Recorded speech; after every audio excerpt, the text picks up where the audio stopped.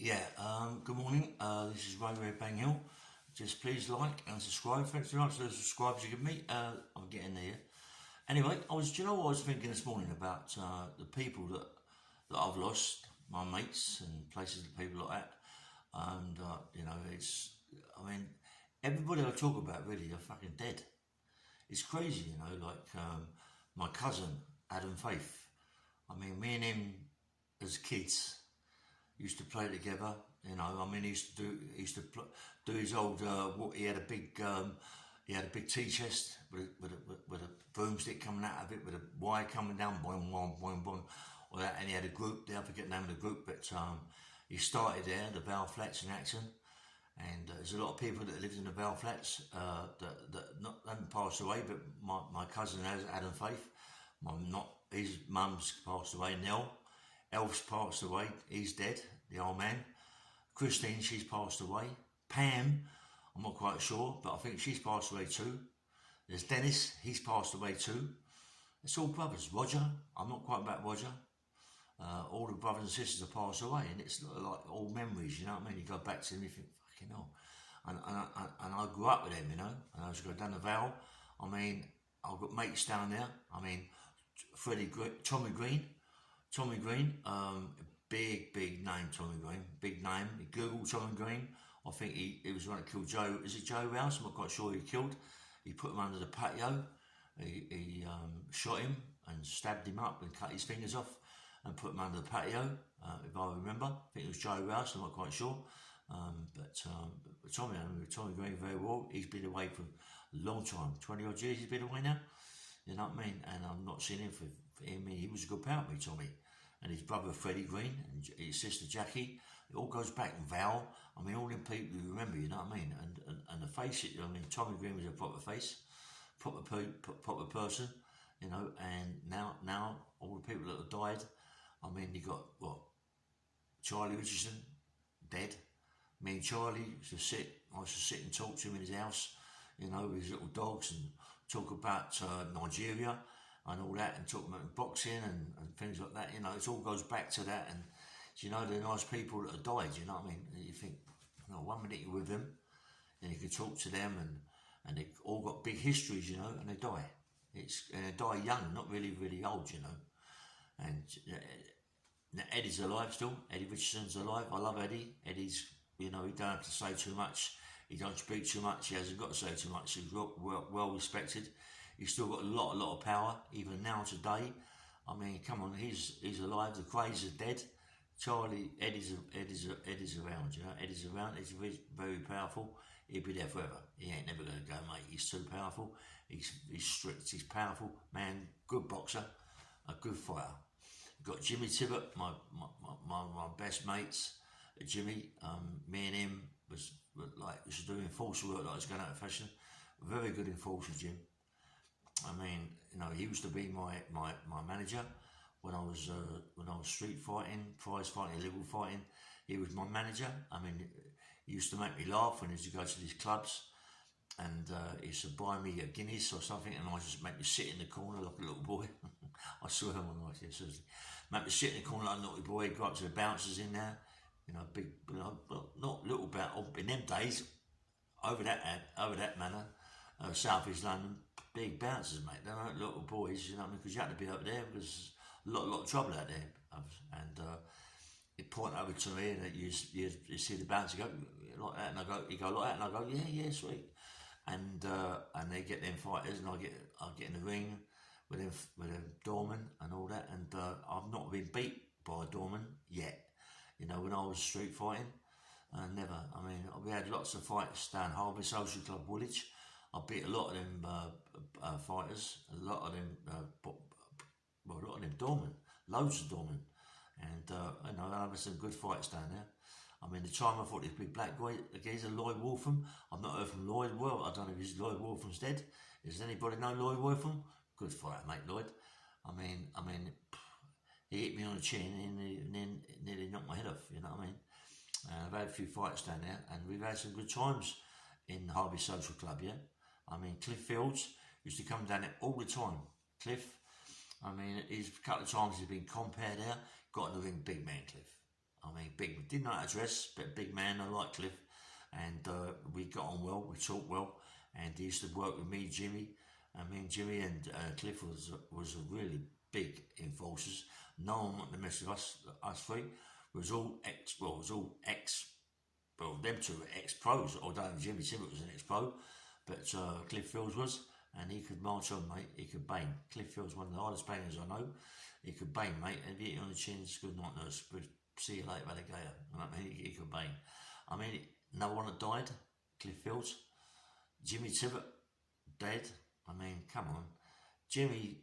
I don't know. He just went quick, Jimmy. You know what I mean? He was like, I love Jim. I love talking to Jim. I used to, you know, and when I left Jim, when I went back to acting, I had my own promotions. It's a bit, you know, I mean, me and Jim got on really well, even though Jim nicked all my money. I don't care, no, I don't care. He got me some good fights, Jimmy. I mean, Lenny, he died. Lenny McLean died. I mean, me and Lenny had a few rounds down the ring at Vic Andretti's pub, and Frankie Warren was there. So Frankie must know about this. He ain't saying too much about this at all. I mean, Lenny was nice guy, very loud. Wanted to be a chap. Well, he was a chap, wasn't he? I mean, come on, fair play to him. When we used to box me, Lenny, he was about 17 and a half. I was about 17 stone. Same thing. It doesn't make no, you know, it's not. He wasn't 23, 24 stone. Then at that time, he wasn't that much of a fighter, really. I mean, you know, he wasn't all that. I didn't think he was all that at that time. But you know, as time goes on, 23 stone, 24 stone. It was an handful. You know, everybody respected Lenny McLean. He had a good name. He got in the films. They made him. The films made him, and you know, I'm fair play to him, mate. You know, I mean, if people look at you like that and put you in films, mate, you're made. You know, I'm open to get into films if possible. You know, with my story, I've got fantastic stories. You know what I mean? And there should be films made of this. You know what I mean? Anyway, Lenny, I love Lenny, even though we shouted at each other. I still like you, Lenny. You know what I mean? The time I met Lenny in Brixton, and he just got to pieces, Len. I mean, he was up for the murder. I know he was trying to fit him up for that murder. He just went to pieces. He just sat down on a chair, and this guy was taking the piss. I bashed this guy up anyway, but the guy was taking the piss at Lenny, and Lenny's just like, he must have been on so many drugs, like Gatrol, Triptosol, what they call it, you know what I mean, all them sorts of things, you know, and he must have knocked his pipe out, and I think all that pressure of him, he just died, mate. And then he got on the voids. I mean, he was on the voids then, really bad. I mean, I should imagine that Mickey Theo was, when they was working together, Mickey Theo got him in the voids, but Mickey Theo could never be like Lenny. I mean, never in a million years. I mean, I was told that Lenny got in the ring with him, Mickey Theo broke his ribs and broke his jaw. That's what I was told. I mean, Mickey Theo ain't that good, mate. I mean, I used to spar with Lenny all the time, you know what I mean, 3-4 rounds, and he never even got near to touching my face, mate. Well, he did it a few times, but that was it. Anyway, Lenny passed away. I mean, Lenny, who else? There's loads. There is so many people that I know that have passed away, you know what I mean? Like Terry Coombs. Terry Coombs, he was a promoter with Eddie Richardson, you know, he was ill, do them all, you know, at Cat's Whisker Stratton. I've had quite a few fights there. I fought Kevin Paddock there. No, Kevin Paddock says I didn't fight him there, but I know I fought Sid there, Sid Paddock. Kevin said we fought someone in Guildford. I can't remember where that was, but that's what he said. I kind of see us going all the way back to Guildford, going to Guildford, all the way to Catford, Deptford, to the Harp and Erin that belonged to the Harry Nettyard, another. But I mean, Sid died, Sid Paddock. Good fighter, Sid. I mean, he was very, very fit, Sid. Proper fucking man, mate. He was very fit. And I think we were in 8 or 10 rounds, and me and Sid had a draw. I was lucky to get a draw, I think Sid beat me, but they give it as a draw, you know. It was a good fight. Sid gave me a good hiding, really, at certain stages in fights, you know what I mean. But, you know, anyway, they give it a draw. Kevin Kevin, Sid was a heavyweight. Kevin was a middleweight. Kevin fought Kevin Finnegan for the title. I think I'm not quite sure. But Kevin Finnegan, good fight, mate. I mean, Sid Paddock and Kevin Paddock, very good fighters. I mean, Kevin Paddock's still around now. I think he's 28 stone, Kevin. 28 stone. I'm not joking. 28 stone. And he's a big man. I love him, and he said he will do a podcast with Kevin. He's going to do one. He was supposed to do one the other day with Decker, but he never got round to that. He didn't want to do one with Decker for some reason. But anyway, he's going to do one with me. He did say that, and that is going to be after Christmas. That's 100%. He's going to do a podcast with me. I think KRN TV are going to be the ones to do it with me, yeah? Because KRN TV's got all the bits and pieces, so he's going to do it with me, yeah? Who else is there, mate? There's Freddie Mercury. Freddie Mercury loved me to death. I mean, Freddie Mercury wanted to kiss me all over. Seriously, I'm not joking. I mean, when I was like young, when I was on the door at the venue Victoria, Freddie Mercury was all over me. He wouldn't leave me alone. I swear. He wouldn't leave me alone. I mean, he was with a woman called Barbara Dixon. She was a director of Virgin Records. She was a nice person, Barbara. If you're watching Barbara, you remember me, Rail. Have a nice Christmas. And anyway, but Freddie Mercury said he'd like to kiss all my tattoos. Freddie Mercury's a funny guy, you know what I mean? He loved me. Hello, Ray. He's right on my case. Honestly, he's right on my case. 24/7, he would not leave me alone, yeah? In the end, I had to run down the back, get away from him. And it's Freddie, I was going to say, Freddie Mercury. What is it? King Fahd from the Arab Emirates. He died. I was talking to the door with him. I mean, he was a proper powerful man, that King Fahd. You know what I mean? When I was there, and I used to look after the dogs, yeah, and walk around the yards with the dog, and also look at the gate and all around that. But King Fahd, mate, when he come in from wherever he come in from, he had like old Bill with him. He had all the side riders all gunned up, and there was two definitely SAS guys that worked in Hamgate, Richmond, and they was like 24/7 wrapped around him. They used to look after a couple of young shakers and shakes, you know. I mean, they was a bit massive, this sort of firm. There's only little guys, but they was like, you could see there was a bit near the mark. They always strapped up, always had guns on them. They had licenses for those, but they was a bit dangerous. They used to talk, and one of them used to have these things like a bolt, yeah? It was a long bolt with his nuts on the end, but it was very hard and still. And he'd hold between that and this, and he'd hit you on the chest or hit you in the arm, mate. Oh, bust you up, mate. And he showed me these things. He said, get one of these, mate. That's what you want, mate. Just hit anybody around any joint, they're going to go hit him in the chest.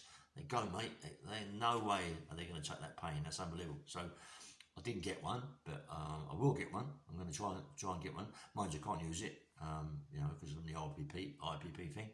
But, you know, I mean, all them people that died are dead. All them people died. I think Khashoggi died. I mean, I met Khashoggi with Ken Edwards at Crispin's when they was doing the importation of women, you know, for prostitution. Good game, earning plenty of money out of that, mate. You know, getting women from Thailand over this country for 6 months and taking this women from over this country over to there for 6 months. Good money. Clever, mate, clever. And I think he needs a right few bob of my mate Ken Edwards. That's what I was told. I mean, some of the fighters are dead. Some good fighters I used to fight. I mean, Terry Sharp. Terry Sharp was like nice fella, mate. Nice fella. Terry Sharp, very nice fella, mate. You know what I mean? He's like, and his son, good fighter. But me and Terry used to write good words. You know, I used to like Terry Sharp. Really nice guy, mate. You know, really nice guy. Anyway, look. Yeah, keep going for a little while because I've got to go out, you know.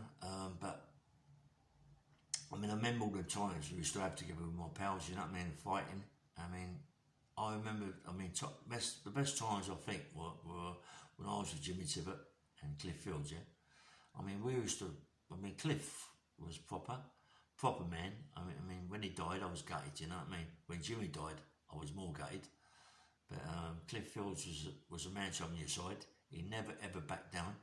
He never backed down. I mean, to get bashed up by some boys in the park, done him in the eye with a glass or a bottle. You know, I think that's when he went from downhill. They battered him as well.